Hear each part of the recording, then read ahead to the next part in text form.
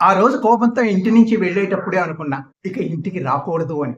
కనీసం బైక్ కూడా కొనివ్వలేని నాన్న నన్ను ఇంజినీర్‌ని ఎలా చేస్తాడు? కోపంతో నాన్న బూట్లు వేసుకుంటున్నానన్న సంగతి కూడా చూడలేదు. ఆయన పర్సును కూడా దొంగిలించేశాను. అందులో చినిగిపోయిన కాగితాలే ఉన్నాయి. బస్ స్టాండ్‌కి పరిగెత్తుతున్న నాకు అరికాళ్ళలో ఏదో గుచ్చుకున్నట్లయింది. షూ లోపల తేమగా ఉన్నట్లుంది. అప్పుడు తెలిసింది బూటు అడుగు భాగాన రంధ్రం పడి ఉంది అని. నాన్న పర్స్ తీసి చూశాను. 40,000 అప్పు చీటీ, నా కోసం కొన్న ల్యాప్‌టాప్ బిల్లు, పాత స్కూటర్‌కు కొత్త బైక్ అని అడ్వర్టైజ్‌మెంట్ కాగితం. ఇప్పుడు గుర్తొచ్చింది నాన్న స్కూటర్ ఇంట్లో లేదని. ఇవన్నీ చూసి కాళ్ళల్లో వణుకు, కళ్ళల్లో నీళ్లు తిరిగాయి. ఇంటికి పరిగెత్తాను. నాన్న స్కూటర్ ఎక్స్చేంజ్ ఆఫర్ ఉన్న షాప్ లో కనిపించారు. నాన్న కాళ్ళ మీద పడి నాన్న నాకు బైక్ వద్దు అంటూ ఏడ్చాను. అప్పుడు నాకు అర్థమైంది నాన్న మా కోసం ఎంత కష్టపడుతున్నాడో. వాళ్ళని ఇబ్బంది పెట్టి వ్యర్థమైన సుఖాల కోసం వాళ్ళని బాధ పెట్టకూడదని.